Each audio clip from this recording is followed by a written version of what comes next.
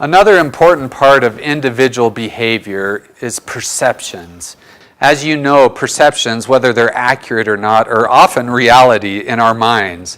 The way we perceive things, the way we see things, are the reality that we see. Closely related to these perceptions are things like stereotypes. Now, stereotypes aren't necessarily a negative thing.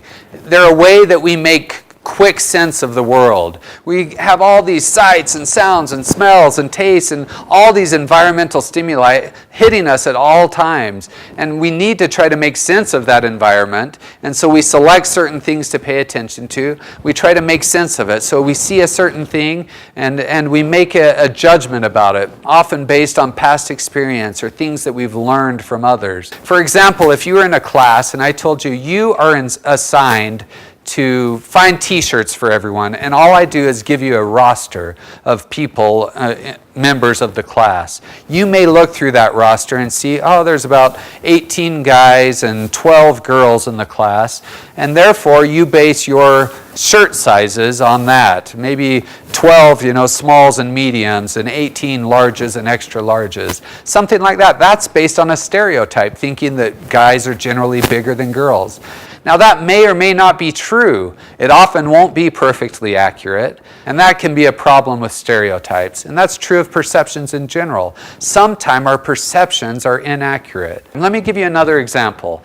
Let's say you're starting a business class, a new class. You've never met the teacher, and that teacher walks in dressed something like this, wearing a suit, looking a little bit formal. What are the perceptions that you would have about that teacher? You might think, wearing a suit, probably going to be kind of more formal in this class. Maybe be a stickler about the rules. You may even make judgments like, oh, it could be a little bit dry, or, oh, I wonder if the grading is going to be hard in this class because he looks so formal.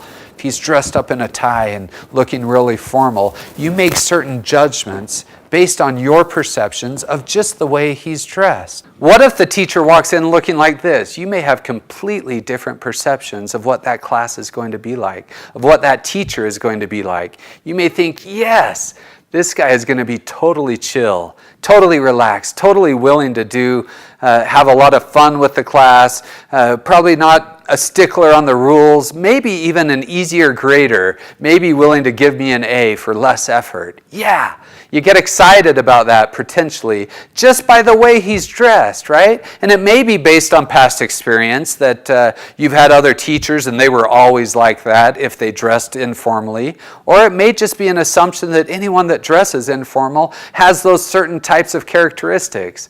What if the teacher walks in like this? Now that would lead to completely different perceptions, something that you have probably never experienced before. You'd probably think, I wonder what kind of bet this guy lost. Or you'd think, oh, this is going to be crazy, this is going to be different. Or there's some reason he's doing this, and there's got to be an object lesson in this somehow. But you're trying to make sense of it, right? It's very difficult to make sense of something like this. But there's a number of different perceptual biases that we have that we're susceptible to, and in this section we'll talk about those.